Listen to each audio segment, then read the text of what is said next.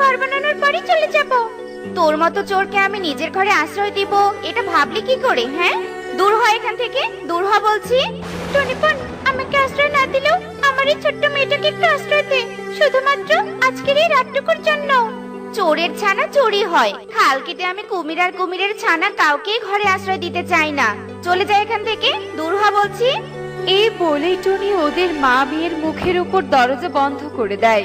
ওরা মা মেয়ে অসহায় হয়ে বনের অন্য পাখিদের বাড়িতে আশ্রয় চায়, কিন্তু কেউই ওদের সাহায্য করে না। মারি, কেউ যে আমাদের সাহায্য করলো না।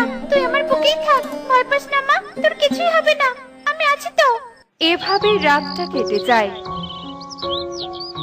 পরের দিন ওদের মা মেয়ের সামনে একটা বৃদ্ধা আসে আর ওদের কাঁদতে দেখে বলে, কি রে মা, তোরা এভাবে কাঁদছিস কেন? কি হয়েছে তোদের? অনেক কিছু হয়েছে বুড়িমা, আমি যে হেরে গিয়েছি সত্যের কাছে, নিজের কাছে। আমি আর এত কষ্ট সহ্য করতে পারছি না। আমি বুঝতে পারছি রে মা, তোর কষ্টটা আমি বুঝতে পারছি। শোন মা, লড়াই করে যে বেঁচে থাকে সেই জিতে যায়। তুই ধৈর্য ধরে লড়াই কর নিজের